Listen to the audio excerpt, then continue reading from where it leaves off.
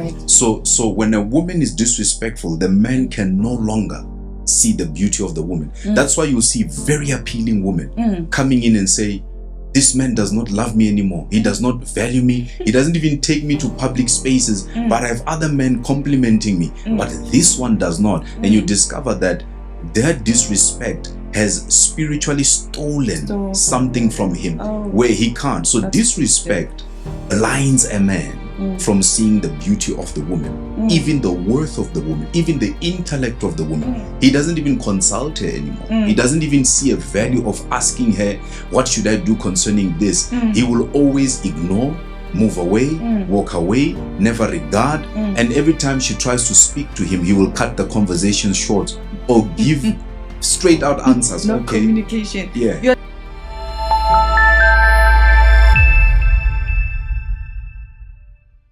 Dr. Rick, we meet again yet for another episode of a topic that we need to dwell on.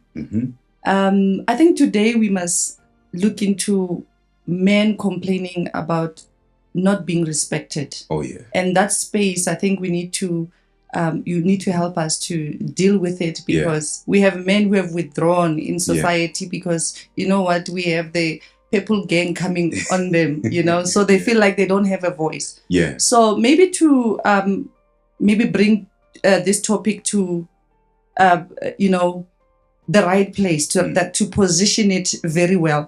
For women like me who have never really had a father figure. Yes. We might not understand what respect means to a man. Oh yeah. So maybe if you can break it down to us to say, what exactly is that draws a man to a woman, or that makes a man withdraw because of lack of respect? What is lack of respect?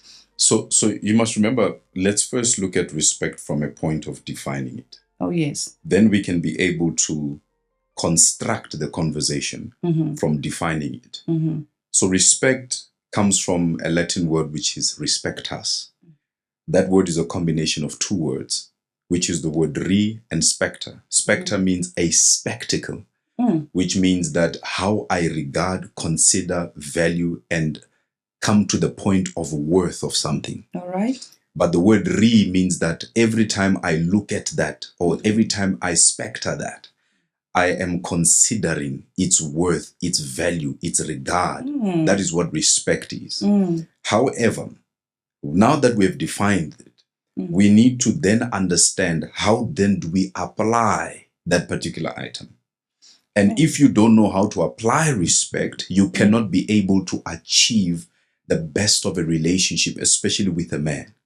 If you do not hold a man in high regard, his true worth, because remember, disrespect is the opposite of that. Exactly. I don't want to look at that person. I don't want to engage with them. I don't want to participate with them. I'm not interested in their intellect, their value structure, their ethics. I'm not even interested in them as a person. You know, when you disrespect somebody, you don't even look at that particular person. Yes. And this is where disrespect comes in terms of its understanding. However, if you're then going to live with a woman, you must have high regard for that particular man if you're going to live with him.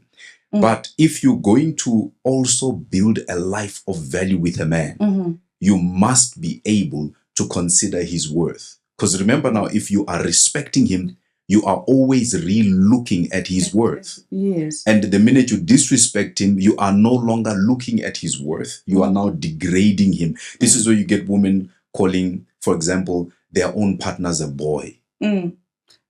But when I'm listening to how you define respect, I think you touch on, you know, the spectrum, the spectacle. Like it says to me, you know, you're wearing glasses. How you look at this man, it will automatically, you'll automatically have respect for this man. Of course.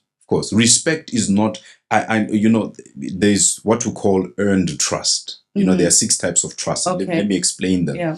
So there's what we call self-trust. There's what we call institutional trust.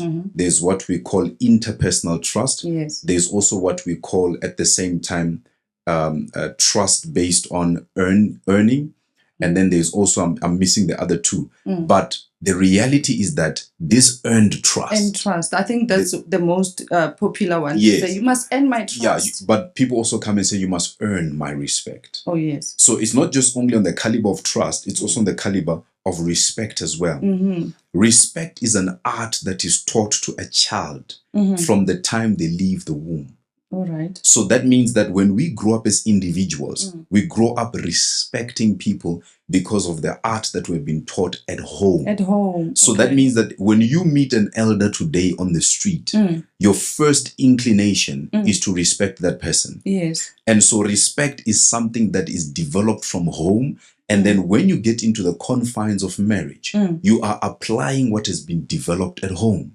So if you don't know how to respect elders, even in public spaces and so forth, there is no ways that you're going to be able to respect a man that you are married to, because respect starts from that source. So if there was not a father at home, a woman cannot necessarily develop into respecting a man properly.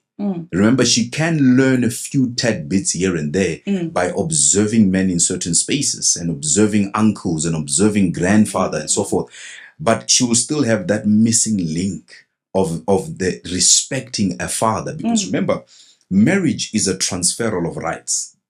Transferal of rights. Yes, yes. That's why when a woman is getting married, when they walk down the aisle, who walks down the aisle with the child? The father. It's the father. Yes. Now, when the father arrives at the aisle in certain cultures, he takes the hand of the daughter and he pushes it forward to show that I am transferring my fatherhood. Okay. I'm transferring my provisionhood. Oh, yes. I'm transferring my correcting ability to this person. I'm transferring my honor from this person. I'm now giving it over to this man. So this man now, he's not only a husband, but also from what we call spiritual language or biblical perspective, the word husband also means master. You are getting deeper now. You understand what I'm saying? I'll have to cut you there because we touched on the issue of marriage. So for a young woman who is interested into getting into the marriage covenant, what would you say is the greatest quality that she must possess before she gets into that space? Oh, yeah. That one's very simple. The ability to respect.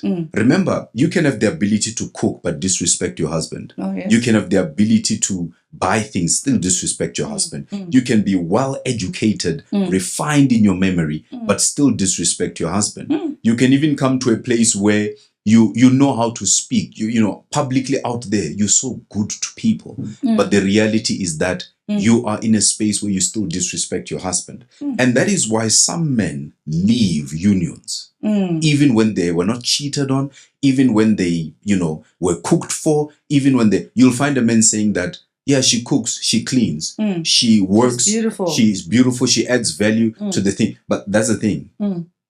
Disrespect from a woman kills the husband's ability to see her beauty. Oh, all right. So when a woman is disrespectful, the man can no longer see the beauty of the woman. That's why you see very appealing women coming in and say, this man does not love me anymore. He does not value me. He doesn't even take me to public spaces, but I have other men complimenting me. But this one does not. And you discover that their disrespect has spiritually stolen something from him where he can't. So disrespect blinds a man from seeing the beauty of the woman, even the worth of the woman, even the intellect of the woman. He doesn't even consult her anymore. He doesn't even see a value of asking her, what should I do concerning this? He will always ignore, move away, walk away, never regard. And every time she tries to speak to him, he will cut the conversation short or give straight out answers. No communication. Yeah. You're literally unseen in that space when a man feels disrespected. Oh yeah. But then just to help us women to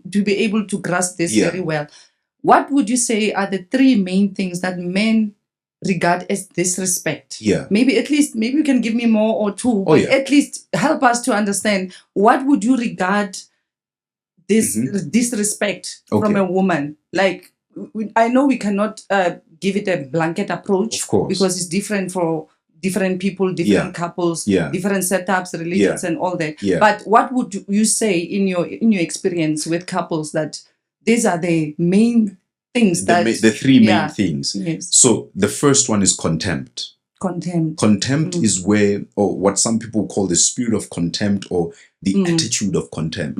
It is where you roll your eyes to the man. It is where when he's still talking, you walk away from him before he even finishes his sentence. It is where when he's talking, halfway when he's breathing to speak extra words, you chip in just like that. You don't even allow him to finish. That's contempt. Contempt is when you're talking to him, you're slapping your thigh. And I'm taking notes. You understand? When you're talking to him, you have a sense of certain facial positions, that you take. That is what we call contempt. However, the second one, which is just as important, is the art of not listening. The art of not listening is one of the biggest ones. So you'll notice with most men, they'll come and say, but she doesn't listen. So listening, developing a skill to listen is a powerful attribute of respect towards a man. So this is the second one that I've seen. And the third most important one is defaming him publicly. All right. Defaming him publicly. So you get women that go and speak about their husbands to their families, to his in-laws, as if he knows nothing, he's stupid, he has no direction, he has no value. She defames him there. She defames him as well when it comes to his colleagues. She defames him by his friends. The work of calling your husband's best friend to complain about him is not wise. Wow. Calling your father to complain about it is not wise. It's disrespect.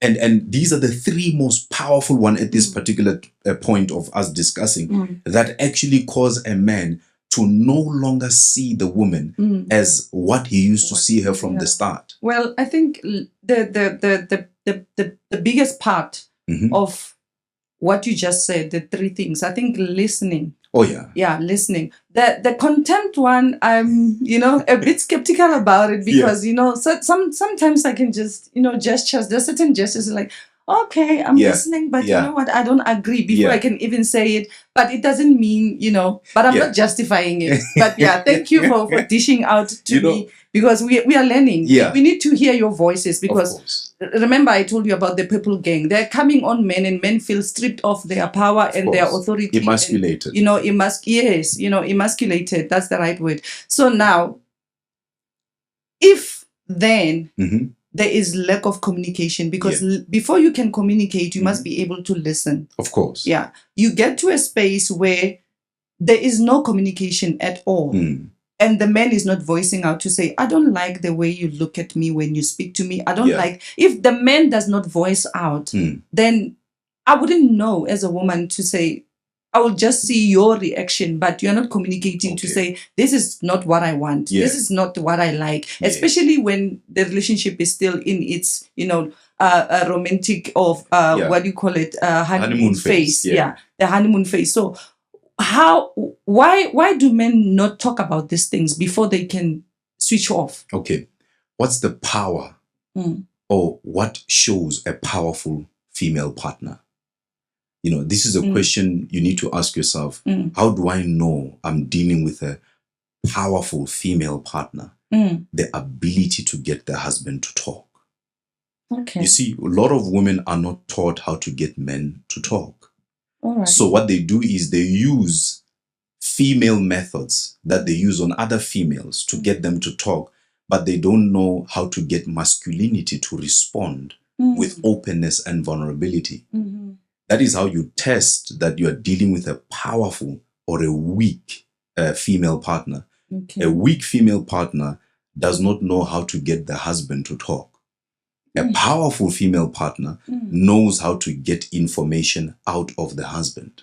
So most women today are not taught how to actually get my husband to come out of a space of a hardness, closeness, and get him to actually express his concerns.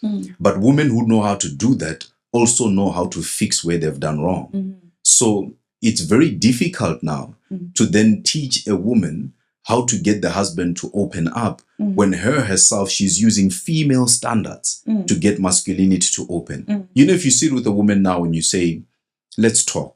What's going on? Now a woman will just open up. But a man will first think, are my emotions secure? Is what I'm going to tell you will it be held in safe regard? Is what I'm going to say to you going to move around with other people outside there? Is this woman sacred enough to hold my most precious thoughts and so forth? And that's what a man first processes. And that's one of the reasons why they struggle to come to therapy, because their therapy is built on trust. It's not built on just sitting and talking. Okay. So men are very high trusting creatures. That's why they don't just open up to anything. They bottle up stuff, but the minute they find a platform to trust, then they can be able to talk. That's why they'll even email us and send us DMs and says, Rick, man, create a trustworthy platform for us to be able to express our views. Why? Because the other platforms are designed to cut down their vulnerability. Remember, men don't just get vulnerable. To men, even in the army, when we speak about an area where the enemy has infiltrated, what do we normally say? We need to close that vulnerable area. So vulnerability to men is a symbol of weakness. It's a symbol of, if a person enters this area, they're going to get me at my weakest point. So if a woman enters there and she uses the vulnerability in the information she got during while he was vulnerable to fight the husband, to win the argument, she has lost the man, maybe even for life. But I think what you're saying is very true, and I'm taking it like a woman. I'm taking it like a woman. Yeah. But now, during the dating phase, yes, the man needs to know, am I safe with this woman? Of course. So I think that's how I'm hearing you. But then why get me into the space of marriage if you know you're not safe with me? I think maybe that's where... Nice question. Yeah, I think that's where men miss it, because you cannot be saying, I'm taking you as a woman, as my wife, but then you're not opening up to me. Because when I get into marriage, I have expectations to say, you need to be vulnerable with me. Of course. I need to know what makes you tick, what makes you, what you don't like, the contempt part you talk about. That's why I'm saying during the honeymoon phase, when we are starting to date, these are the things that you need to open up to. And then maybe look into to say, I'm not safe with this one. She's got too many friends, a cycle, and they talk about it. And you can hear when a woman is expressing herself to say, oh, my friends, and this one, she's got cycle of friends and she's influenced in it, then I cannot take this one as a wife. I'm gonna give 2 points now. The first one is that I'm gonna speak about how men test if a woman can hold information securely. Please. The first one is that when a woman has sex with a man for the first time, what do women normally do? They go to their friends. How was it? How was his face? How was his face when he got into that orgasmic plane? How was his? That's what women do. So they're discussing something that men will not necessarily discuss. When men meet together and they say, hey man, how was it? No, she was good. It ends there. But men talk. They talk, but they don't discuss the fullness of their bedroom matters to their male friends. Men actually will sit down, and because to them, if they discuss their spouse in that manner, remember, men look at women as their sacred, most highest possession in life. Do you? Yeah, that's how they look at it. Because remember, you can't protect what you can't control. Okay. So what men will do, they'll look at her, and if they speak about her body, her parts, her this publicly, they know they're not respecting that particular woman. So they will just sit down and say, no, man, it was a great night, fantastic. They move on to the next conversation. But women will sit down. They'll talk about the skin. They'll talk about other things. They'll talk about how he was, how he started the whole thing, and so forth. So that's the first place a man tests. Can she hold that area? You understand? From her friends. And some of them, when they realize that, you're discussing everything, even our finances and that, then they know they can't trust you. You're not a sacred person. Remember, a woman is a man's sacred place. Sacred place, definitely. And that's why when you look at the stories of mafias in Mexico and so forth, you realize that the woman that was a partner to the drug lord, she holds so many secrets, and that even the US government knows that, listen, if we want to get secrets, we need to get close to the woman, and the woman will tell us everything. I mean, some of them have even been imprisoned, and guess who's holding the money? It's the woman that holds the money. The guy can sit in prison for 15 years and the woman will hold the money for 15 years. And when he comes out, the money is already there. Now, I'm not promoting crime. That's a loyal woman. Yeah, you understand? But I'm talking about that's how they see it. So when men realize that this one cannot respect me enough to hold sacred information concerning me, then there's no ways I can tell them. This is why women will come and say, he doesn't talk. He doesn't tell me what he's doing. Because they've realized that this woman lacks secrecy. You understand? She is not in a space where she can hold information in confidence. And this is where disrespect is at its prime.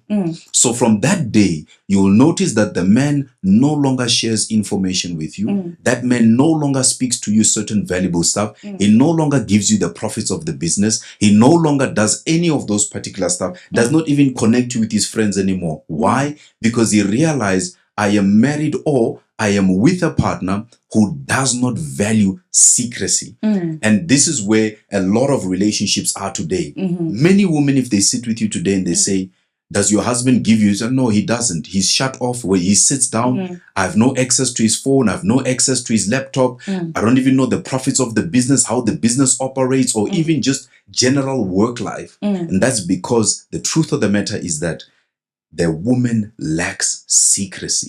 If you want to be a powerful wife that respects the man in his highest caliber, you must be a person who can hold the most confidential information of the husband. An inability to hold that is a sign that you can't respect You can't respect the man. All right. Thank you for that, for unpacking that. Because remember about my second point. Your second point. That was the first point. That was the first point. Yeah, no, we are going to get it today. I'm ready for the second point. Remember, the second point that you need to focus on is that respect is not just a way of life. Respect is also as an expression of the quality of parenting you got in your life. All right. So if you can't respect your husband, it's a symbol of the fullness of the expression of the quality of parenting that one got. Because if you can't at all respect a husband, what was instilled in you? Exactly. What were you taught? How did you even respect your uncles, father, grandfathers? What did you even portray to them that you can't even give it this particular side? I've seen situations where women are even sent home to say, you know what? Go home to your parents and first learn respect. I've been in situations where I've seen women get dropped off at their parents' house by the gate and say, once you have taught your daughter respect, you can then bring her back. I've seen people even go and send their uncles back to the other family on the other side. And they said, you know what? We've seen that you have not taught your daughter respect. So therefore, we're giving you an opportunity to teach your daughter what?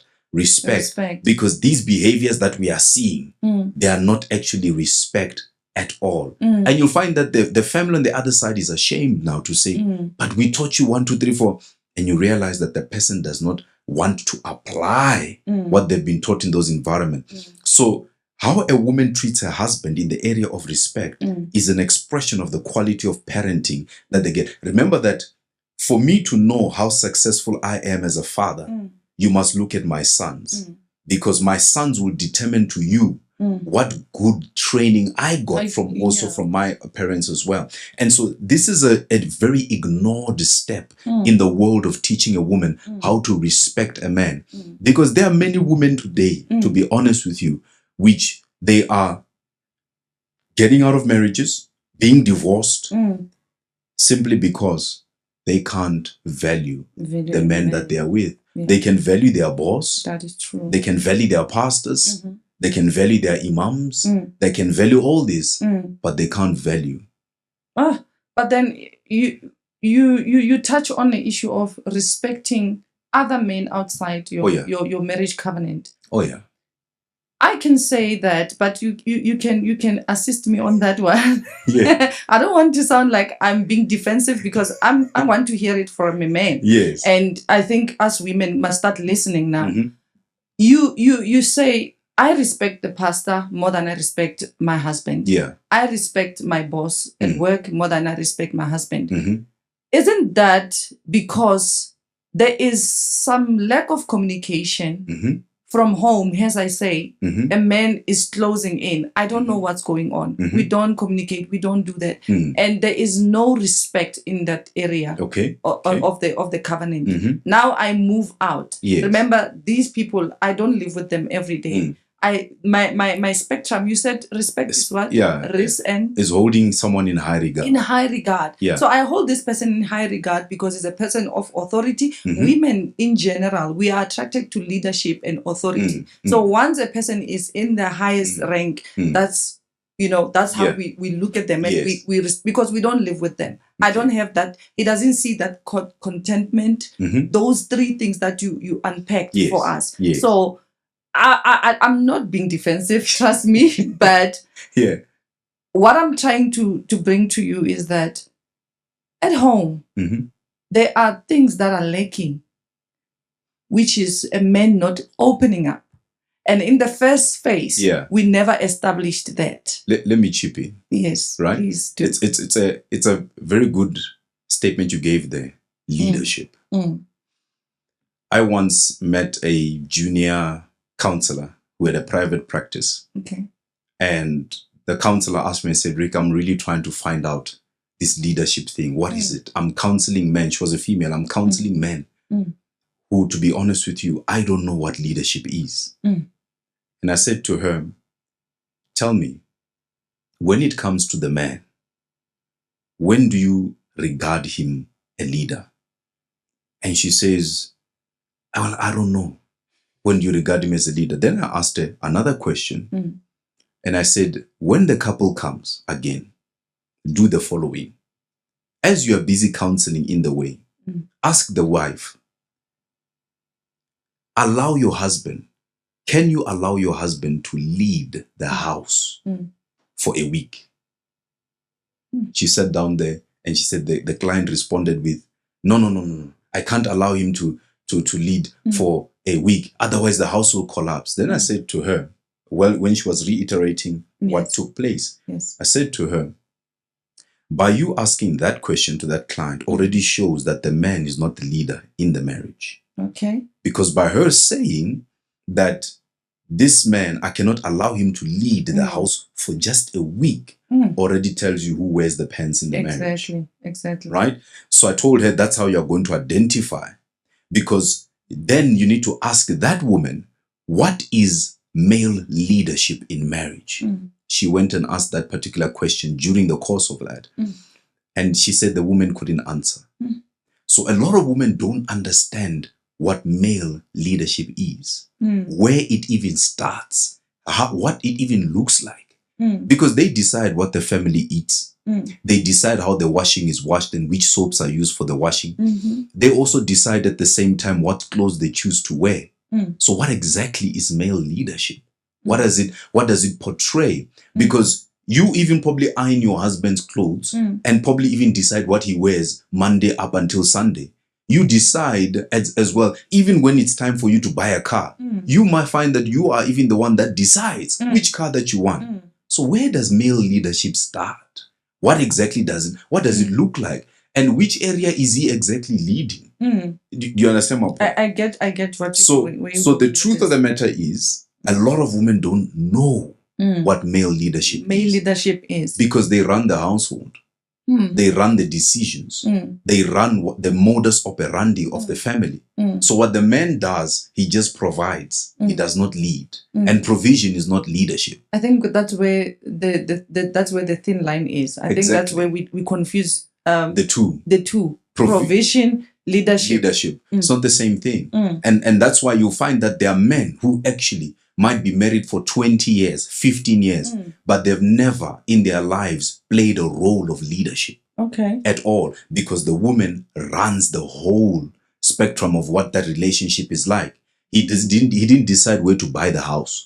He didn't decide which business to start. He didn't decide which cars to buy. He didn't decide which clothes to wear. Even he is dressed by the woman as well. So then he has to ask himself as well now, what exactly is male leadership in the environment of a marriage? And this is where I'm going to put in another twist. What exactly is submission? That's where I was coming with that, because now What am I submitting to? If I'm deciding everything, leadership goes with submission. I must submit to something. Submission is a combination of two words, sub and mission. For you to get married to a man who does not carry a mission, you cannot subordinate yourself to anything. Go deeper. So now you need to actually get a man who's going somewhere, who's got a mandate, some sort of a mission, vision, business. Oh, yes. Otherwise, you'll find women coming there and saying that, but what am I helping you with? What am I empowering? What am I putting together? You cannot have a marriage of paying bills only and having a routine of washing the kids and taking them to crash, and he goes to work, you go to work, you come back, you sit down, you cook, he sits there watching news, and then you call that marriage. And there's no direction. Exactly. What is the woman submitting to? What mission do you have as a man? So that's why I said last time, women are frustrated in purpose. However, the man still has to come to a place where, if I'm going to respect the mandate and the mission of this man, what is it in the first place? What is it? Exactly. I think a lot of us want to know. Yeah. What is we end up taking over that space of deciding. And you find the men saying, I'm going to first ask my wife if it's okay if we can buy a house at this area or that area. We do researches, we check, no, this area, there's always no water, the municipality, because we are very particular. And we are very observant. I'll tell you what colors are the curtains. The curtains and all of that. So we make decisions in the house, but not necessarily that we intend to lead. But you see, if you ask most women, where does male leadership start? We struggle with that question. Yes. Yeah, they can't tell you, because even they themselves don't know the picture of what male leadership looks like. Because they saw their father just come home and pay bills. They saw their father just come home and eat food, but they never partook or saw their father make decisions. They never. So even now, some men in their marriages, if they decide now that we are moving to Cape Town, the woman will sit down and say, how are we going to move to Cape Town? Who said you must move to Cape Town? Who did you consult that we're moving to Cape Town? She's calling the shots. You are not a leader there. You are just a mini can in the marriage. You have a show of a husband, but you don't necessarily have the qualities and the whole portrayal of what a husband is. And this is very important because most men today can't practice that leadership role. And let's dig more into this, because this is going to help a lot of people out there. Yes, please, let's step into it. When you look at a CEO in the company, this man has a vision. He's got a mandate. He's even got ethics, values. However, if you go to a man today and he says, you know what, I'm not going to buy this and this and this, financial boundaries. And the woman comes in and says, that man is stingy. That's a sign, if let's say she's not married to you, that's a sign she does not respect you as a person, because boundaries are an extension of your ethics and values. All right. And therefore, if she sits down and says that I'm not going to marry this guy, or I don't want to be with this guy because he's very stingy, she reads boundaries of finances as stingy. That's a sign you're not going to be respected when it comes to money. That's a sign you're not going to be respected in your values that brought about the boundaries that you have created. So men also need to recognize where the boundaries that must be built to realize that they're about to marry somebody that does not respect them. Remember, how we act is an extension of the knowledge that we carry and where we have learned it from. So the true reality here is that leadership is an ability to influence somebody to a greater stature. All right. That's leadership. Yeah. So if she's calling the shots on the house, the cars, the schooling of the kids, the ethics, the values of the kids, she's calling the shot on the business, where you can go, where you can't go. She's calling the shots on where you can't live, where you can live. She's calling the shots on your curfew of time of coming home and so forth. You're not really a leader. You are the one submitted to a rule of law in the house.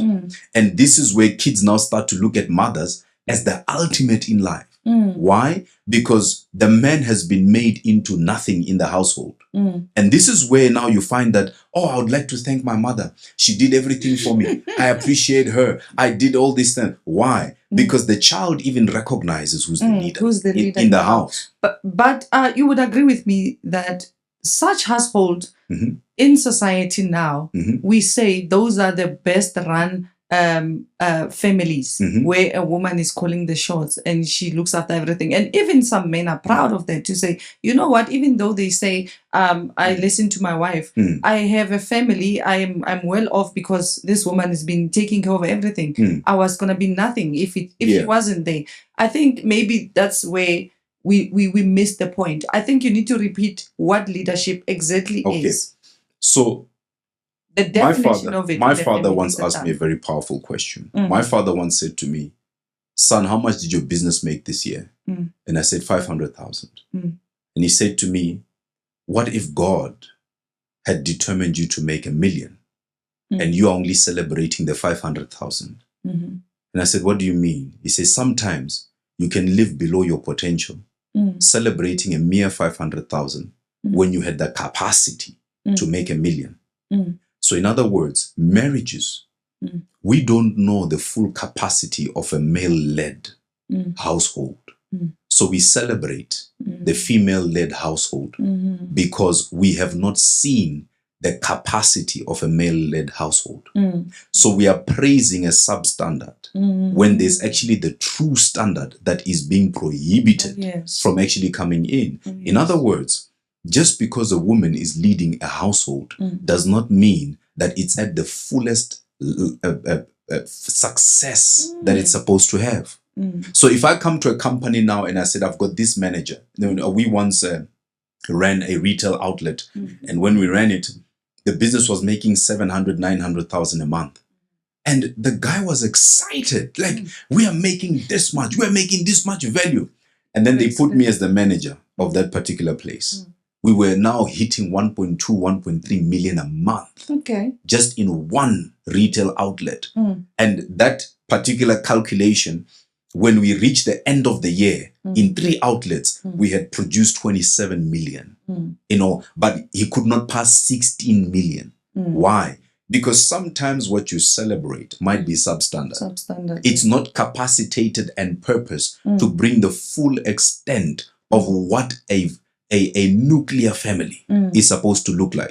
And so we believe that a female-led household right now is at its prime. But we have noticed certain things that statistics even tell us, that female-led households where the man is not present, children end up in prisons, children end up without certain values and ethics, children are living substandard below their very purposes. This is not for all households, but majority of them. Even in the United States, most children that come from single mother households, the sons are incarcerated. So it's very important to then ask yourself, if the household was led by a man, what country would we have?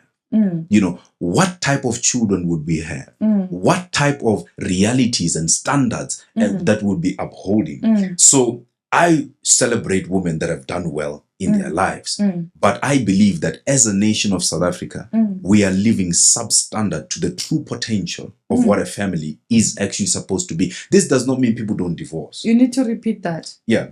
you need to repeat that. In South Africa, we are living a substandard life. Purely. Because the potential of a man or a household that is led by a man, we have not really experienced it or really opened up to it. Yeah. We're celebrating the 500,000 instead of the 1 million. The 1 million. I come from a household where my father was there. My father raised us. When our father drove into the house, I'm telling you, everything straightened out. I'm telling you, if you forgot to wash the dishes, you were there flying to the pots, to straighten out the pots. If you forgot to do your bed, you were there flying to do. There was a certain level of order that was raised when the father is actually there, But at certain stages of our family life, certain things started to deteriorate, and we watched our life deteriorating as well. So it's very important. A father figure is so much needed in the households. A daughter learns how to respect a man through seeing her father and through seeing how her mother treats her father. If she always sees the mother running the house, deciding on matters, shouting at the husband, her father, always speaking him down. With the minute she comes and says, why don't we consult daddy on this particular matter? No, your daddy's stupid. He doesn't know what he's talking about. Matter of fact, you know what? Let's leave him. Let's decide. Then you know that, this woman, when she gets married, what is she going to portray in the marriage? Exactly. What is she going to bring out there? You realize she's going to bring out something that will be destructive in the long run. Some of the reasons why women are disrespectful in our stage is the way their mothers raised them. Okay. Let me break it down for you. Yes. In the olden times, women were oppressed. They didn't work the jobs that they work today. Okay. So when they were oppressed, they had to tolerate the disrespect they got from their husbands. Then when they tolerated that, they made a vow in their heart, a secret vow, that my daughter must never go through this. Yes. So what did they do? They didn't teach their daughters respect because even they themselves were not taught respect. They were taught tolerance. And these are two different things. There's a difference between a woman tolerating a husband and a woman actually respecting a husband. We have many women today that tolerate. They don't necessarily respect the man. So the mother then did not teach the daughter how to respect the man. She then said, get an education, go and study, because a man may leave you at any time. So she's taught fear. She's taught not to trust a man. She's taught not to respect him. She's taught to respect education. She's taught to respect this. So therefore, when she gets married, she's got the education. She's got the toxicity of the mother. She was nursed from the breast of toxicity. And at the same time, now she has to go and sit down with a man and live with him. And the minute she sees something that's wrong, even a small stuff that can be solved, she sits down, she says, you know what? I'm packing my stuff, I'm leaving. Thank you. This thing of marriage is not for me. I'm taking my child and I'm going. The child is not yours. You'll have to come and visit and see the child by me. So there are mothers who can't teach daughters respect because even they themselves were never taught it. They only survived. And being taught respect from somebody who survived a marriage is different from somebody who actually respected their husband. Okay. I'm glad you said that because that's very powerful. I think I'm here for that one. Now, tolerance. Yes. You talk about a woman who is tolerating the marriage and now teaching the daughter, you are not going to experience what I experienced. Yes. And I think that's where society is at now, where women are developing and then they are, operating from fear of men. Yes. That is why we have the purple gang, today, and we have policies that are governing our society. That are anti-men. Anti-man. Yeah. I don't want to say that word, but anti-man. So I think that's where we are now, and that's where we need to build from there. And then you touch on the issue of not being able to define leadership. Yes. And that's where we need to start fixing. I think this conversation will now assist us to know exactly where we're missing the point, because we confuse provision as leadership. Yeah. And you find women saying, I don't want a man who doesn't end up to so much, because we believe that he needs to be a provider. Yeah. But we forget the issue of leadership. And I think that's where women are. It brings me to a point where we start developing ourselves. Yeah. We are learned. We are developing ourselves. Yeah. We are leaders in our own rights. Yes. Don't get me wrong. Don't commit me. Yeah. We are leaders in our own right. Yeah. And now to get to that space, remember, I get to that space with those eyes of, I'm not going to let a man dictate. I'm not going to, men must culture. Yeah. That's where we are today. So now, high-earning women are now struggling to find men because men are saying they are disrespectful. Why do you think high-earning women are disrespectful to their partners? They look down on their partners. Does it go back to the issue of not understanding leadership versus provision? If he can't provide, then I'm the one who's leading. I must lead the household because I'm the one who's providing, because we are missing the 2 points. Okay. Provision has never been leadership. Provision is also not a state of roles.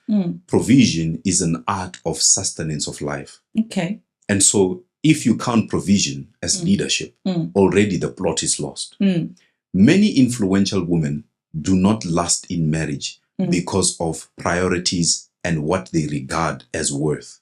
All right. So if they look at finances as worth, they will regard it higher than the man. One man once said something that was very funny when we're in a group setting. He said, if monkeys had money, women might even go and live in the mountains. Definitely. You know, he said it harshly because he was hurt.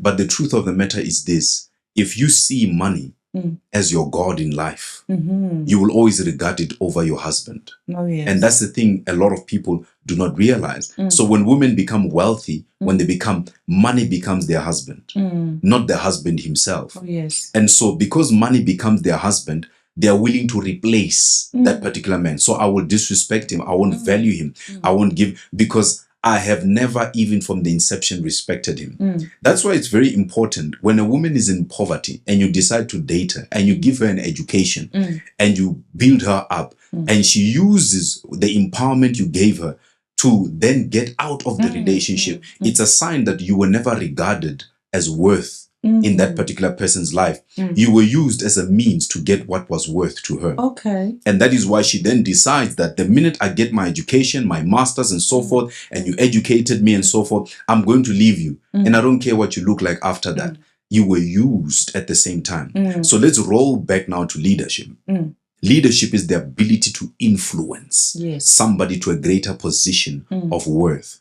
So therefore, when I come to you discussing leadership, I am literally leading. Remember, leadership is a combination of two words, lead and sheep. Sheep is a sign of relationship. It's a sign of being in the same compartment with somebody. But lead means that I take the baton and I am the one that directs you where you are going. So therefore, if a man does not have leadership, he can never direct a woman to a place of worth, value, and progress. And that's why if you decide to marry a woman, she must be able to listen to your lead. And if she can't listen to your lead, it is a sign that you are not the husband, you're just a boy. A boy is told what to do by his mother. But a husband is the one that actually takes the family and leads it to the direction where it ought to go. That's why some women, they'll come and they'll discuss their husbands and they'll say, that boy can't tell me what to do. It's a sign that you have never been leading from the start. That is why a woman can go to that level and call you a boy. The reality is that you were never a husband from the start. You felt like you were a husband. You looked like you were a husband. You were even dressed well in public. And your arms were even held in the, you had the picture of a husband. But the truth of the matter is that you were never one from the start. And that's why when arguments arise, you're called a boy, you're called leaderless, you're called mama's boy, you're called all those types of things. And by the way, disrespect for the woman even extends to the parents of the male person. Do you know the in-laws? Do you know that some mother-in-laws are very good people? They are nice people. But because the woman can't respect, she also does not respect the mother of the husband. And that's where you actually see that some mother-in-laws mean well for the child. But when they try to advise, when they try to give value to the marriage, to say, well, I'm doing this, but I'm respecting your marriage, you'll find that she does not like the mother at all, because the mother speaks truth to her character. And her character is that of a disrespectful, person that can't be regulated at all. So when the mother tries to show her, my daughter, this is the best way to deal with marriage. No, you're not my mother. You're not my mother. And that's what you're told. You're defending your son. Yeah, you're defending your son. Though it is true in certain respects, but in other respects, it is also true that there are women that do not respect the husband or even the mother and the father of that particular person. Even though they've been married and that guy has left his parents and is building a house, some women are confronted by their mother-in-laws that they are very arrogant, disrespectful, prideful. And what the woman will try and do from there on, she will try and cut the son from the mother. And when she try and cut the son from the mother, not in terms of he can't visit his mother. She will try and cut him off to the extent of, I don't want to see your mother here ever again in this particular house. There are men who are told that. And when their mother visits, she doesn't cook for anybody. She does not even speak to the mother that well, and so forth. And this is just a good mother-in-law. I'm not talking about those evil ones that you find. No, we are not there yet. Yeah, exactly. We're talking about loving mother-in-laws that confront that the daughter-in-law has not been raised well in certain respects. So she's trying to help the daughter-in-law, but she is confronted with arrogance, pride, unaccountability. And so don't listen to everything online about mother-in-laws. There are mother-in-laws that are good, very good. But the way the woman villainizes the mother-in-law, she has a very good PR campaign. There's a stigma around mother-in-laws anyway. Oh, yeah. So, you know, so when we can tap into the mother-in-law issue, it's a topic that we need to unpack for another day. Yeah. I'm glad you touched on the issue of how, you know, a wealthy woman or a woman who with influence views money. If she takes money as a god, I think that's what we need to take home from that one as women, to say that if you view money today as your god, then there will be a certain point where you disregard your man and he will not have that leadership role to play in your life, because you never viewed the man as a leader, because your God is money. And remember the Black Book, it says you can never have two masters. Of course. You know, so I think that's what we need to take home, to say it's deeper to that level, that when you have developed yourself and you are high earning, you can still have a man who can lead you when he is not at your level. And do you know how you best do this? No? Please help. If you want a man to actually lead you well in life, whether he earns more or less, learn to treat money as a servant. Yes. Learn to treat money as something that you earn as servants. So in our household, we believe that when we get paid, money is our servant. And that servant, when we go to Spur, gets us the food. Yes. When we go to the garage, is those servants that get us the fuel. It's those servants that pay for our bond and properties and all those types of things. But the minute you treat money as something superior than you, that is where you will start treating people to a lower level than yourself, because money will be at the top of the list, then yourself, then other people. So you must learn to treat money as a servant. So when my husband goes and work and my wife goes and work, we bring back servants into the house. Regardless of how much. Exactly. And those servants are the ones that must dictate in terms of what we pay for, where the family is going. And remember, this is where vision comes in. This is where the mission comes in as well. Why are we together in the first place? What do we want to achieve as a couple as it pertains to this marriage? And if the marriage does not have that, you're going to find yourself using money for very redundant stuff. At the end of the day, you're just buying alcohol as a man. As a woman, you're just buying clothes to clothes to clothes and all those types of things, because there's no mandate. If we're to dial back a notch to the area of respect, one of the greatest things I've noticed about marriages, when a woman disrespects a man, I want to zoom in on this area of beauty. Oh, yes. You can put as much makeup as you want. You can go to the gym as much as you want. You can exercise and run and probably even go for transformations medically, and they operate on the body, BBL and stuff like that. However, disrespect blinds a man. Oh, yes. He will not see your intellect. He will not see your beauty. He will not see anything that is of value from you, because it shuts him down. It switches him off. So the more you disrespect the man, the more you'll not be able to win him back. There's what I call the point of no return. Oh, yes. The point of no return is where you disrespect the man so much that your own apology is not even loud enough to get him to come back to you.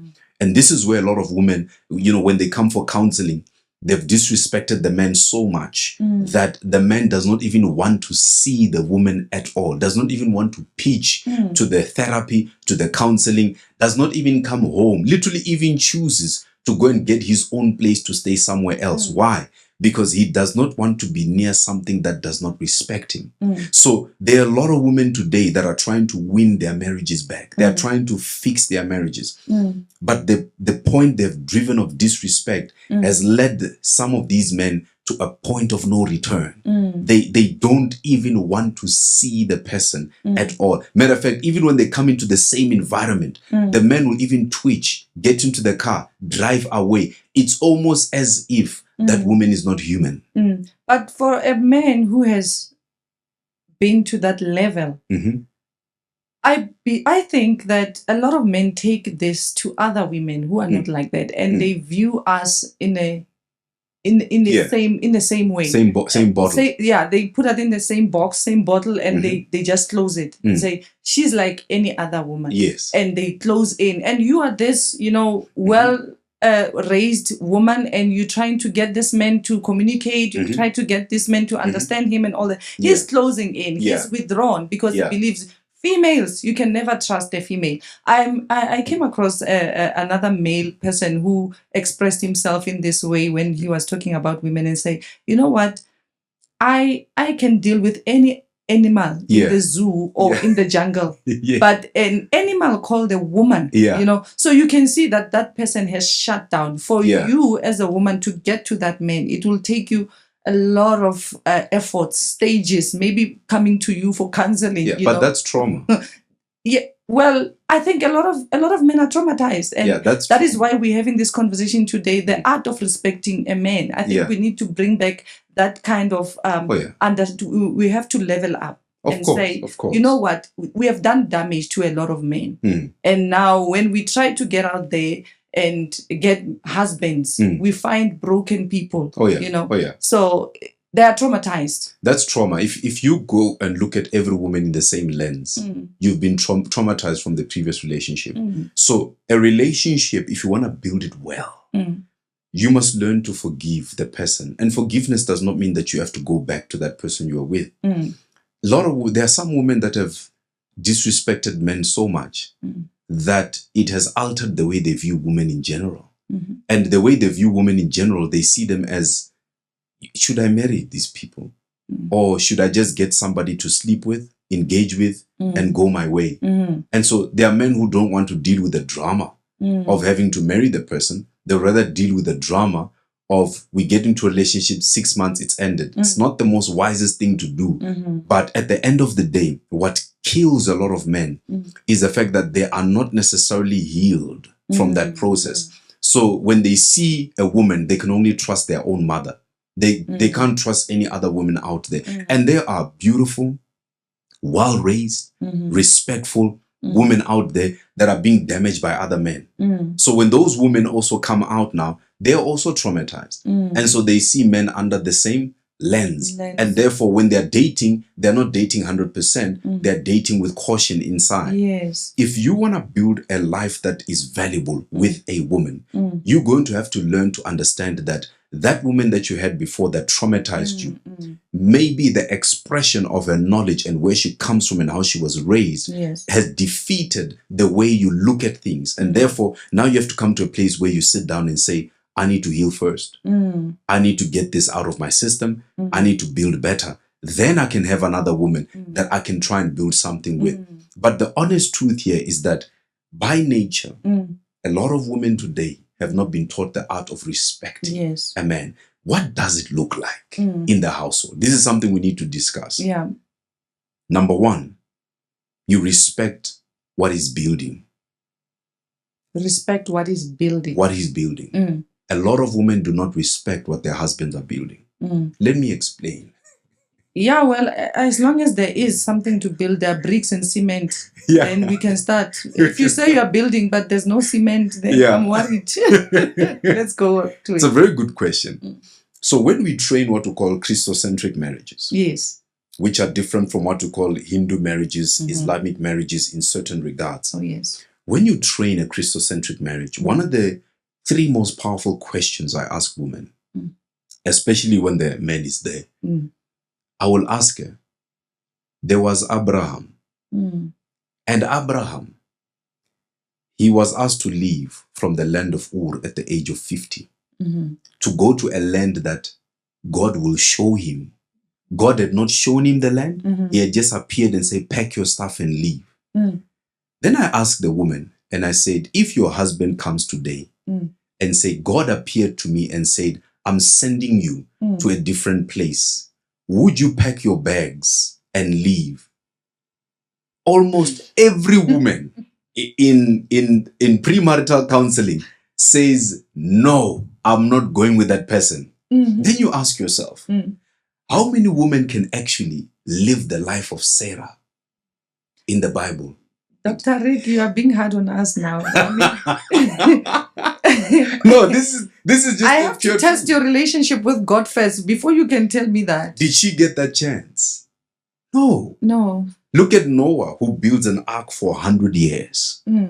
God appears to him, gives him measurements, cubits, 18 cubits and whatnot, and then says there's a flood coming. And by the way, for that 100 years, there's no rain. Then now, he goes to the wife and said, I must build an ark. And I say to the woman, if your husband comes and says, God gave me a vision to build an ark, and I'm going to be building it, there's a flood that's going to destroy the whole population. And I said, would you be able to build the ark with him? She's like, no, I'm not going to. Probably even on the 3rd year, I will have left him already. You realize that they can't submit to a God-given vision. All right. There are many men today who have visions from God. All right. But the women they are with are prohibiting the vision because they don't respect the men high enough. They don't regard the man high enough that even God can speak to him. There are women that believe that God does not speak to their husbands at all. But yet he spoke to Pharaoh. But yet he spoke to King Nebuchadnezzar, who had no relationship with him. But somehow God can't speak to your husband. God has to speak to you first, so that your husband can come and confirm to you that, you know what, this has been let's use another one. You know, that is a very great example. Okay. Right?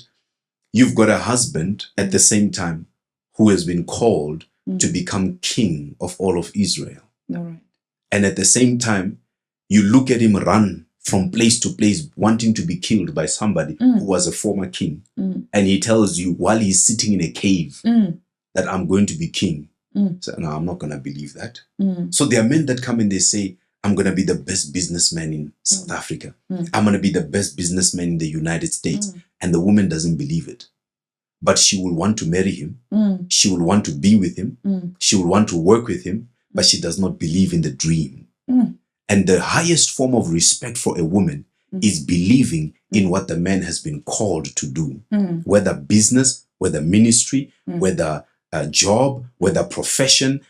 That's the highest respect you can give. That's why men will come in and say, you know, there are relationships where I would say, especially in business premarital counseling, the men will say the woman doesn't support me at all. And they'll start asking, why am I even with this person in the first place? They don't respect the call. They don't respect the mission. They don't respect the business. They don't even regard it, but they want money. We need money for the house. We need money for the kids. We need money. The same business you don't believe in is the same business that's putting food in your stomach, but yet you don't believe it. So there's a very thin line in terms of this. The honest truth is that most women, when men get called by God in business, in professions, in government, in churches, they actually don't believe that this man is actually walking in his true form. So they end up leaving the minute he walks into it. Because imagine if Abraham then decided to pack the stuff and leave, and Sarah did not go with him, what was going to happen? Oh man. I think the promise was not going to be fulfilled because Isaac was supposed to come from Sarah. No, God can get stones to worship him if we are not going to do it. So he was going to get the Canaanite woman. He was going to get someone else somewhere. The truth of the matter is, what a man does has more repercussions than what a woman does in a marriage. When Eve ate the fruit, sin did not enter the world. When Adam ate the fruit, sin entered into the world. That's powerful. The same deed, but two different consequences. So you as a wife can do certain things that don't carry consequences as much as a man. And a man can do the same thing, but it carries consequences more than the woman. That means that even if you decide to raise the kids yourself, you don't know the consequences of excluding the father. When I'm hearing you on this point, because it's very deep, it will take a spiritually matured woman to be able to have that kind of faith. Because in these days, I mean, the reality is you cannot come to me and say, God said. Yes. And I don't know you, or I don't understand your relationship you have with God, of which God can choose anyone and can speak to anyone. Oh, yeah. But it will take someone who is spiritually matured. And that is now a Christocentric relationship that we talk about, because not everyone can tap into that part. Yes. But the honest truth is that you don't get into a marriage covenant without acknowledging the creator of the very same institution. So if you come into marriage, you must be able to be equipped enough and spiritually matured enough so that you can learn to differentiate between leadership and provision. Okay. Because in the black book, it's there. The examples are there. You just tapped into a lot of them to say, I trust this man's leadership. I believe that this man can take me somewhere else. First of all, I need to look at you as a man and believe that I'm led here. I can relax. Because you find a lot of us women, and you need to help me on this one. A lot of us women, when in our marriages, when you see myself behaving like a mother, it means the man is behaving like a teenager. And when you see me behaving like a baby, it means now the man is like a father to me. And sometimes the behavior of a woman is influenced by the man who is dominant in the relationship, by the way. You understand? So, yeah. You know what? Let me take you a little bit back. All right.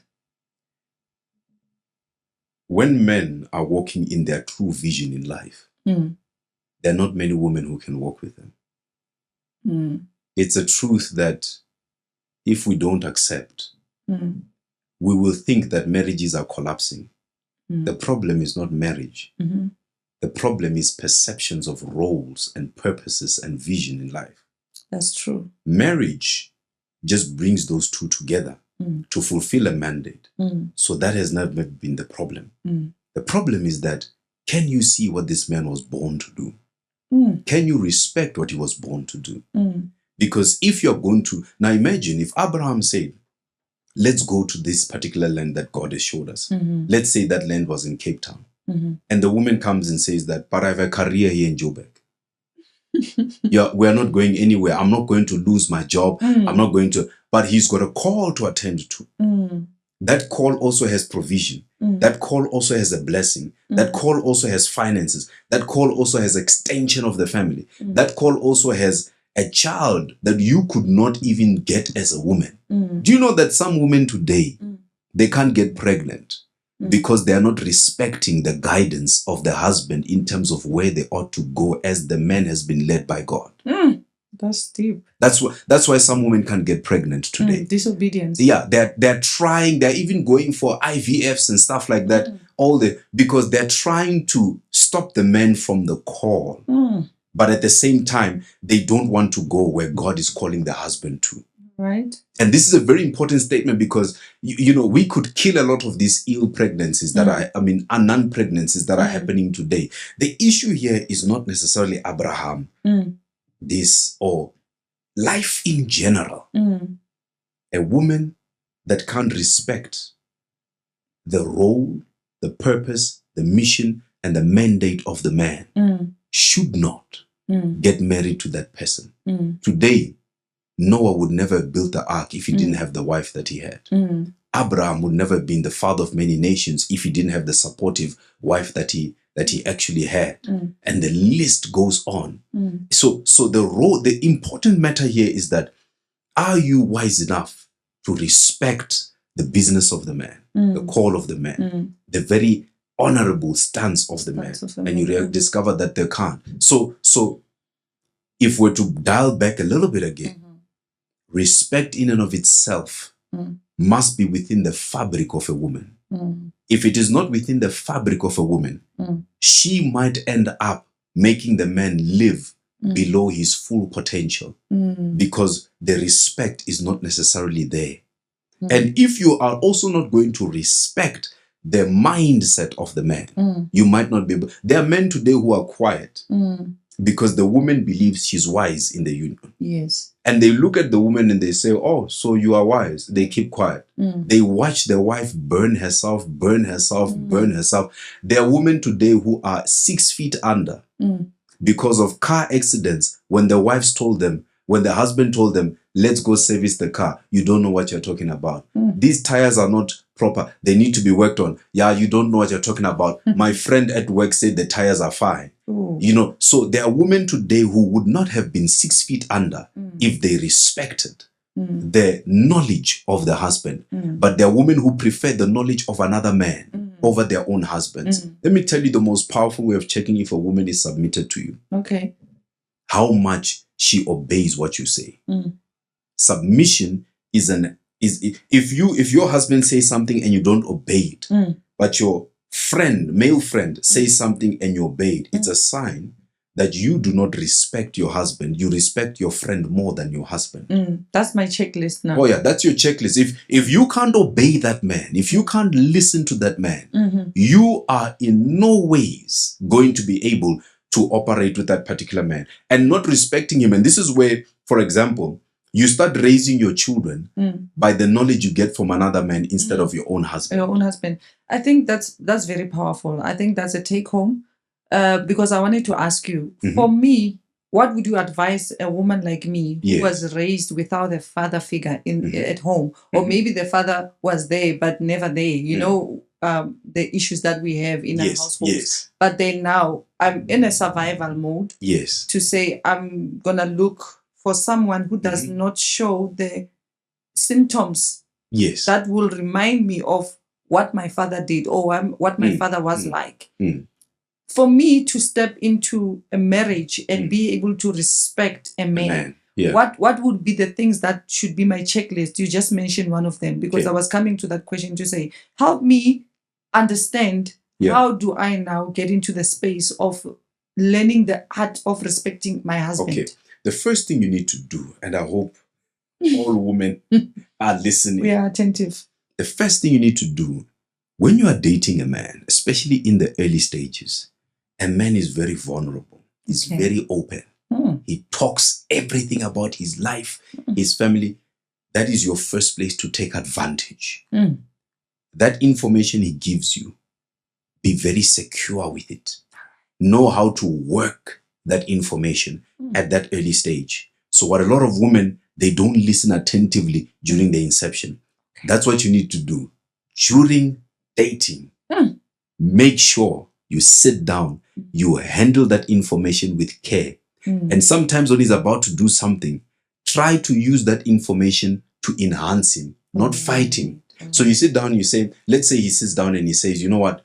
Hey, the way my father treated me, it was not good. And you realize at some stage, he's treating the person the same thing. It's always best to sit with him and say, you know, I respect you, I love you and I honor you. And one of the things you told me during the early days of our relationship is that your father mistreated you in this way. When you look at this situation, I think you might be doing the same thing. And with all due respect, isn't it that maybe we need to work this another way? Never exclude yourself in the solution. Okay. The minute you come and say, you need to change 1, 2, 3, 4. Switch off. Yeah, it's going to switch off. So you say, maybe we need to look at things another way.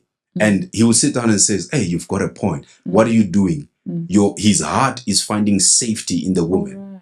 That's where your power and your strength is. That's phase 1. Phase 2, anytime an argument arises in the relationship, don't allow your pride as a woman to compare yourself to him. Sit down and first ask yourself, what is the source of this conflict? Why are we even conflicted in the first place? Why is he so disturbed? You sit down. Sometimes saying sorry does not mean that you are actually the one in the wrong. It's to calm down the situation. And it doesn't happen with all men, but with some men. And then you sit down and you say, you know what? I understand your view. Help me understand it better so that I can apply myself properly. Learn how to calm down situations, especially when they come up. Number 3, never roll your eyes or contempt behavior. No, never roll your eyes. Never tap your thigh when you're arguing with him. Never walk away from conversations. Maturity is when you can sit down and confront a problem and say, you know what? You're very right in this particular regard. And you know what? I'm going to apply what you're saying. Have you ever seen when you tell your child what to do and the child goes and apply it? As a parent, you become happy. Yeah, men are the same. When they tell their woman what to do and the woman sees results, it makes them very happy. They might not show it to the degree that you want them to, but it makes them very happy.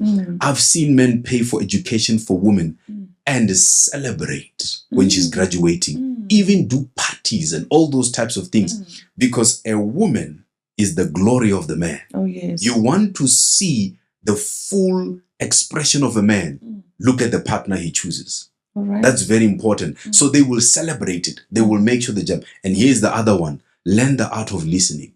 Oh, yes. Listening will always remain a skill. Learn how to listen to your husband when he speaks. And if you don't understand, always ask him questions. It's a sign of showing that you are looking at productivity, progress, and actually you want growth. But here's the most difficult one. Okay. Don't deprive him sex. Don't Once, touch me. I'm angry. yeah, I have a headache. yeah. Those particular acronyms there. Once you deprive a man sex, to him, it's also a sign of disrespect. Oh, okay. That's what women don't It understand. took you so long to get to that point. Yes. Yeah. We're on it. Some men even go as far as getting angry that they're being deprived. And in their anger, their rage, they step out of the marriage. There are men that do that. Okay. There are men that sit down and they say, you know what? I went and lobalad you. I went and paid for a white wedding. I went and did this. Now you are denying me this particular part. It's all right. There are men that literally, within their anger, step out and they go and sleep with someone outside. Right. And you know what that does to a woman? It can damage some of them because you are giving what is sacred to someone else when your wife was supposed to be able to give you. So it's also a sign of disrespect to a man when you don't want to give him his conjugal rights. Yes. You know, so a lot of women think that I'm going to get him to do what I want him to do. So I'm not going to give him this. I'm not going to do this. By nature, marriage is also a sign of weakness. Okay. The Bible says, if you can't hold yourself, you must get what? Married. One of the ultimate purposes of marriage is the ability to explore sex within marriage. Oh, yes. When you then start holding back that which he got married because he couldn't control, what's going to happen? Ish. He's going to step out. Yeah. That's literally what it is. So what happens is women sit down and they think starving him is going to cause him to change. Starving him is going to allow the devil to explore the weakness of why he also entered marriage in the first place. All right. And you will sit down there thinking you are fixing. What you're doing? You are destroying. And once he steps out and tastes something better outside that he has never come across in his life, you'll be in danger. I think that's what we shy away from discussing, because I think already we have invited the devil to come in, because now all these other problems that that you've mentioned, to say, I understand this, and you're listening and you're doing that. But then when we have issues that are not resolved and we go into the bedroom, the other one faces that way, the other one faces that way, then it's already done. It's hence I say it takes a very spiritually mature woman to realize that what involves disagreements doesn't have to enter into the bedroom. You know, respect, respect is spiritual. Yeah. And I know as counselors, we try to shy away from spirituality because some of the boards we're signed up to do not embrace the spiritual side of marriages. But it's very important to know that disrespect in itself cuts off certain elements of life that you can't get.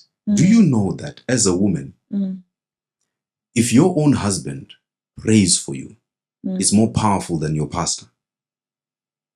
If your own husband prays for the children, it's more powerful than the pastor. The husband is the final authority of the wife. It doesn't matter what prophet, what apostle, what imam speaks into your life. If you do not regard the authority of the husband, the kids may even live below their full potential. You may even, as a woman, live below your full potential because you don't respect the authority that the man carries. There's no pastor on this planet that can bless children to the way a father can. All right. There is no pastor on this planet that can curse children without necessarily dealing with the father as well. The father is the true covering of a woman. Oh, yes. The father is the true covering. Matter of fact, the hierarchy of the Christocentric marriage is God first, the son, the husband, then the wife, then comes the children. There is no pastor there. Oh, yes. That's why to respect your pastor more than your husband is an abomination in the eyes of God. If you are going to kneel down for your pastor, kneel down for some bishop somewhere, but you've never in your life kneeled down for your own husband. You've never sat down and put that nice plate of food for your own husband, but you can bake scones for the pastor. Hey. You can bake cookies for the pastor. You can do that. But your own husband has to literally go and buy cookies at a shop somewhere. It's a sign that your loyalty and respect is misplaced. Oh, yes. And you need to bring it back to the right place. Why? Because the father carries the true blessing for the children. So there are women that are taking the kids, flanking them in the church and thinking that this man can change these particular kids. But the true people who can change the kids is the father. That's why when children grow up and they never grow up their fathers and they find out who their fathers are, they're not going to sit down and say, I'm looking for the pastor who can. They go and they hunt for their fathers because the father carries something that no man of God on this planet will be able to carry to give to them. Do you know that when a child is fatherless, not even a pastor can be a father to that child? True. It is God who actually says, I am a father to the fatherless. Exactly. No pastor can hold that particular. He is just a tutor. Yes, we do understand stuff of their fathers in the spirit and all those types of things. But when it comes to the fatherless, it is very important to honor that. Now, let's backtrack a bit. Yeah, because I was going to dish out a few questions on what you, but let me allow you to expand. The reason why I'm backtracking is because I don't want women to lose the thought of respect. Of respect, yes, definitely. Let's bring it closer. It's very important that when a woman grows to become older, she's more beautiful when she respects. Because beauty will fade one day. Oh, yes. And if she can't respect, now imagine you're old, your skin is wrinkled, you've entered your prime. You know, you are quarter to the grave, you know. And when you're quarter to the grave, do you know what makes people love women? It's the beauty of the spirit. And what's that beauty? Respect. Exactly. So you can imagine an old woman that is arrogant, you know, prideful, argues with everything everywhere, and no beauty on top of that. You understand? Like now you're sitting, you're asking yourself, where do I even start with this person? So that's why the beauty of a spirit, how to make your spirit beautiful as a woman, is the art of learning respect. When you respect other people, when you're older, people will even treat you well. Yes. We know all those bomama who are in the village that even respect little boys and so forth. And you find little boys when they grow up, they even come and they say, Mama, here's bread, here's this, here's that. Why? They even call you with the surname. I've seen that. Exactly. A young boy and say, yes. Hey. Exactly. Why? Because that respect, they know what it can do. But you look at an arrogant one, no one wants to be next to an arrogant woman that is old. So the way to keep yourself beautiful in marriage, work on your internal respect. Oh, yes. Because when you get older with your husband, I'm telling you, beauty won't save you because that wrinkleness is going to make that thing fade. And the only way you'll keep the marriage is respect. Yeah. Well, that's a lot to take in, and it helps us women to understand men better in the area of respect. I mean, the art of respecting a man, it's broad. It's also spiritual, like you said. And what I'm taking home is that if you, a woman who is of influence, who has built herself, if you value money as your god, then it will be difficult for you to look into a man and say he can lead, he can, and the respect is lost in that aspect. So tapping again into the issue of family, you said that a man is more at his prime when he is given the opportunity to lead.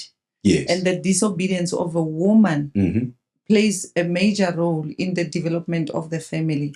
That's what I'm understanding. And also, I think men should start looking into, do not have many eyes, because I think the problem is it's not every woman who can tap into your vision and respect what you are building. Of course. Yeah, you remember I spoke about the cement part. And I'm like, okay, if you place your wife into the slay queen and into the, I want a woman of this, of this, of that, that's where men will fail and find themselves with disrespectful women who will not respect their vision, who will not build with them because they look with the wrong eye. I think maybe to choose a woman, and you advise me that when I want to really get into that space where a man opens up and understand where he's going and what he wants and whatever, I need, in the dating stages, he opens up and I need to hold that dearly.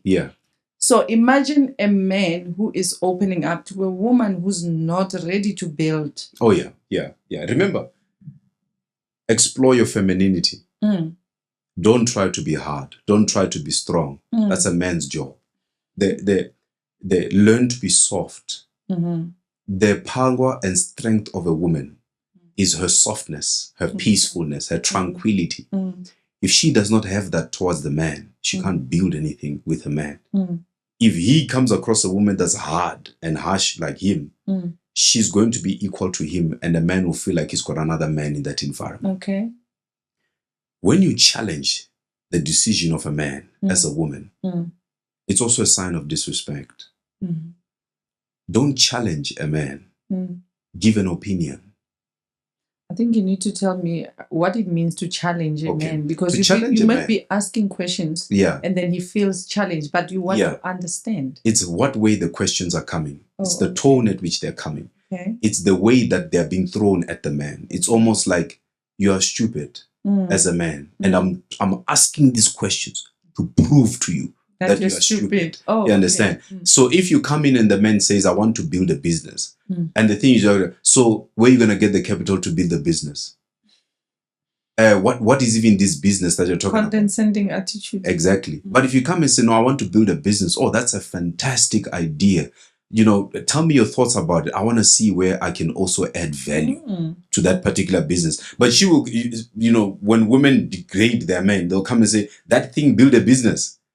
Do you think that one who's always drinking in the pub the weekend, and you realize that this woman doesn't have respect at all. But a woman that's respectful, she will come in and say, oh, you want to build a business? Oh, that's fantastic, man. Just hold on. I just want to switch off the stove. I need you to explain this to me so I can also see where I can add value. Well, I was thinking we could build a car wash business. No, that's great. You know what? Tomorrow, I'm going to drive through a car wash. I'm going to wash my car, and I'm going to try and host a conversation with probably the person who is washing the car, just to learn a little bit more of this business. What are you doing? You're adding value to that particular business. But you come there and say, a car wash. Does that thing even make money? Does it even go anywhere? You realize she is actually not believing in what he's talking about. So it's very important that when you get married, the woman must believe in the vision. It's a sign of respect towards the man. But the way women approach conversations with their husband, it's almost as if they are discussing matters with their lady friends.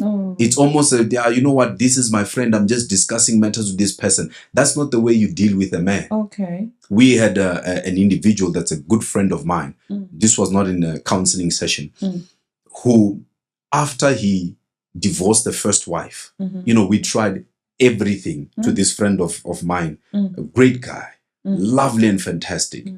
But we tried everything to say, hey, my brother, let's fix this thing, man. I know that I'm a person who does therapy and stuff like that, but as a friend of mine, man, let me try and help you fix your marriage. And you know what he said to me? He said, Rick, there's nothing you can say that can fix this particular item. Do you know what? When he got divorced and he finalized his divorce, when he called me that day, he said, Rick, it's not even 2 weeks. I got a contract of 24 million. Hey, are you saying the woman was a stumbling block? You do get that. And that's something a lot of people don't understand. There are women that can take you back to the Stone Age if you are not careful. There are women that can destroy the gift set, the purpose, the vision, the financial capacity to such an extent that you find yourself not progressing or going anywhere at all. Just as much as there are men who can do that as well to women. But in this context of today, there are men that have built themselves up that they are working backwards. You know, I've come across many situations where men feel drained in their marriages. I'm paying for this, I'm paying for that, I'm paying. The guy can't even buy anything for himself. And you start asking yourself, when you sit with a woman, can't you find a better way to, no, he must work. He must see what he can do. Otherwise, he won't get sex. Otherwise, I'm not going to. I'm going to go get another man to actually provide for me. And that's the respect he gets. And you realize that there are men today who have been told that if you do not do 1, 2, 3, 4, I'm going to get another man to actually go and do this for me. You are nothing. You are going nowhere. You're not going far. There are men that have been told that. And they sit down and they're asking themselves questions. What have I gotten into a relationship with? What am I seated with? If a woman has the nerve to tell you that there are better men outside there that I can get that will do far better than you, that speaks a lot towards the type of respect that she is giving you as a man out there.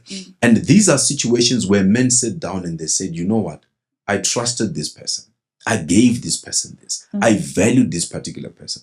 I put this towards them. But they are actually now in a space where we can't move on forward. I'm worried. I'm worried about us women now because what you're saying to me, it's a lot. It's a lot. And I've got a lot of questions again.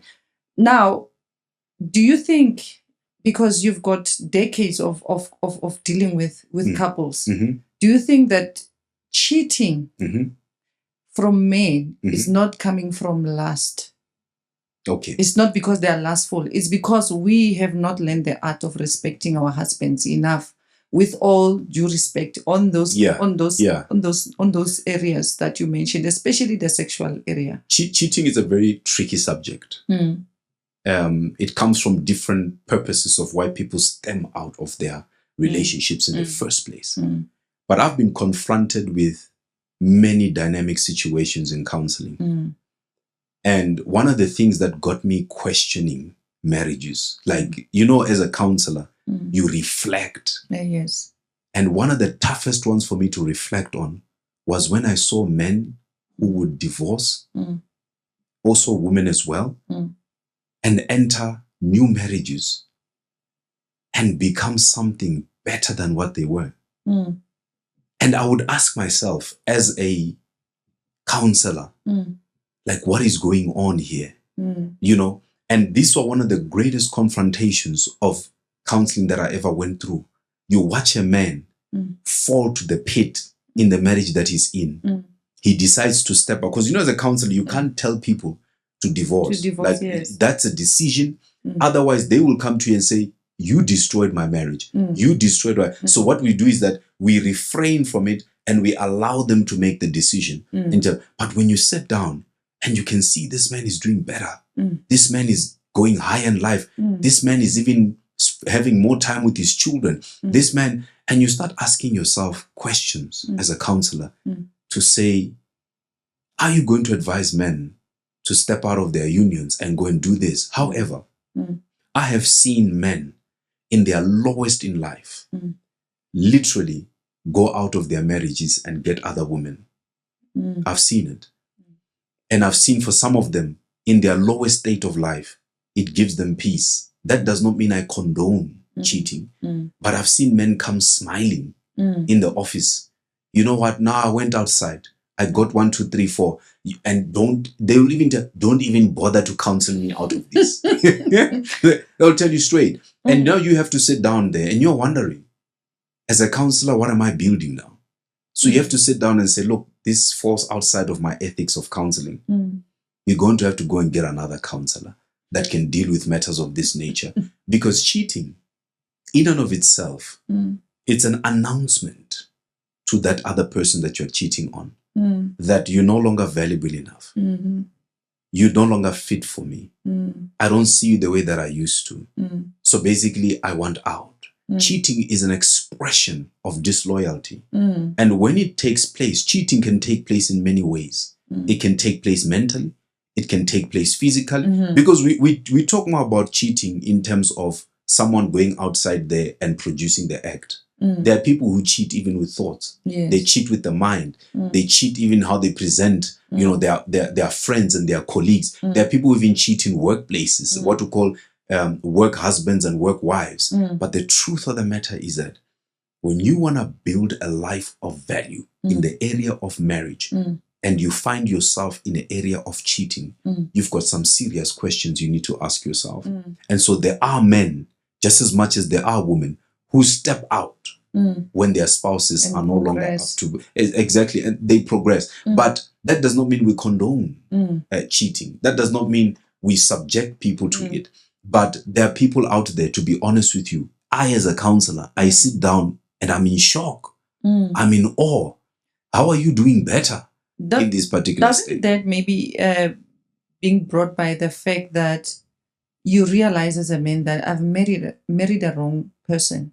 And when you go out, you intentionally go out, not because you are lustful. You go out and look for what you did not do right the first time when you got this one. Okay. Maybe that's why they progress, because now they are now understanding. They are now understanding where they are and what they should have done. So it's like marrying the wrong person. Okay. We have people who say, you know what, had I known better before, I wouldn't have been with the woman that I'm with today. So when they go out, they intentionally looking for what they think they should have got the first time. There are men who are in serious regrets. Even when they even run away from going home. They even run away. Even when they see the woman, like they can't process that. So here is the lowdown on this. Once you as a woman decide to use manipulation to keep a relationship, that is no longer a relationship. There are men today who are in relationships because they are told, I will post you online if you don't come back and stay in this marriage. Number 2, I will make sure that everybody knows what's going on in this, but if you don't come back to this marriage. There are people that are even told, if you do not come back into this particular marriage, I will not even pay for these other bills in this house. Manipulative relationships. And therefore, they are not marriages. They are confinements or prisons. And so there are many spouses who are in situations like that, where when we look at them from the outside, we think they are married. But the truth of the matter is that at heart, they are not married. They are just what we call causes of manipulation. If you want to then fix a relationship properly, you're going to have to learn to ask for forgiveness. You're going to have to learn to speak properly. You're going to have to learn to be productive. To use manipulation to keep a relationship is a high sign of disrespect to the character of the other person. That's point number 1. Point number 2, there are relationships where cheating does happen, but it's born out of lust. And the person just has a wandering eye. Any woman they see, they're trying to run there. That's a sign that this thing is not about self-control. This is a bigger problem at work. It's an addiction that's sitting there. The third most important issue that we need to actually highlight out of all the issues I've highlighted is the area concerning when the best way to explain it is when a woman is married to you, but she wants to get what she wants. Oh, okay. And when she wants to get transactional, transactional. When she wants to get what she wants, she realizes that it's not working. So what I'm going to do now, I'm going to respect him. I'm going to fictitiously talk to him nicely because I need what I want. Okay. So the minute I get what I want, I'm going to go back to who I really am. And this is where men struggle to judge in dating phases. Because the man comes, parks a BMW, parks a GTI, parks a Mercedes. You know, he talks nice. And I can tell you that women, we can do it for years. Do you know that there are women that when their boyfriends leave them in their flats, the woman starts searching the whole flat, looking for pay slips, pension schemes, retirement annuities, in order to make a decision. FBI. They become, and men don't know this. Women actually, when, especially boyfriend and girlfriend stages, they don't know that women actually search the whole flat. When the man says, you know what, you can stay here or you can come and study here. I'll be back at 5. And boom, she doesn't study. She starts going through the files, the papers, the laptop. She starts going through. Why? Because she wants to know what benefit am I getting in here? The minute she sees that salary is good, pension is good, retirement is good, I'm going to treat you good till I lock you in marriage. The minute I lock you in marriage and I sign in community of property, it's a done deal. Another topic for another day. Marriage contracts. Exactly. Yeah. I don't know how much time is left, but I am excited that at least we know what we need to fix. Yes. And for people who are realizing when they listen to you and how you educating us on this issue. Yeah. What would you advise? Where is the starting point to remedy the art of respect? You know, it's very important to first sit with your husband and identify. I think someone's trying to disturb us here, but you need to first sit down and identify what is your husband's language of respect. Oh, yes. Because if you don't understand your husband's language of respect, you may apply something to him that does not look like respect, but to you it is. That is why every relationship that we take through premarital, we have to teach spouses what is the language of respect of the husband and what is the language of love of the wife. Oh, yes. The reason why we do that is so that when she applies certain attributes, characters, and acts, she's applying them knowing the language of the husband. So that when she does it, it has value and it has meaning. There are many women that think they know respect, but they do not know respect at all. Matter of fact, if you are to even put it to the test, they will show as if they have respect, but the minute they get married, you've come across those men that say, yo, I met this lady yesterday, so respectful, so humble. He dates her. And after 2 weeks, he's like, yo, I was very wrong about what I was saying. Why? Because we struggle to judge true respect in the beginning of a relationship. Okay. And when we get older, we realize that we're not necessarily being respectful at all. And this is where it becomes a turning point for a lot of people. If a woman shows you disrespect and you buy into that disrespect, the man may even divorce you that very same day. Okay. But still continue living with you.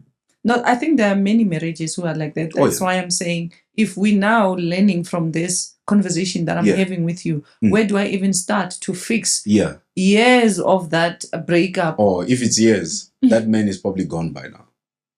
Remember, I'll be very honest with you. I don't want to beat around the bush. There are men who are already out of their marriages because of disrespect. Some of them are at a point of no return. And as much as we want to sit and fix, there are places that are unfixable because the damage is too raw. And those that are fixable, you know, you can resuscitate the relationship and build it up, provided that the woman is willing to be accountable, something that women struggle with. unaccountability. My goodness, I'm telling you, you can sing as much songs as you want, but there are spaces where women are very unaccountable. And if you want to build it up, you're going to have to be accountable. And if you respond to that, you will go far. I think we need to humble ourselves enough as women to acknowledge where we got it wrong, where we've messed up, and then fix from there. Oh, yeah. But I believe that if we come to you for counseling and it's years of that, remember, you just dish out the truth and people make a decision for themselves. Course. But at the end of the day, we want relationships that work, healthy relationships, a society and families that are well built and also built on, a well-centered, Christ-centered environment. Of course. And you talked about a male figure or a father figure that has authority to bless or, that a pastor cannot give. A father carries a lot of weight. So if you guys are broken, if you guys are not well respected, you are not going to live to your potential, and you will not see families that are living to their potential and reaching their potential state. We'll celebrate a 500,000 instead of 1 million. So I believe that this conversation will help a lot of us. Thank you very much, Dr. Rick. No, it's good to be with you guys. Yes.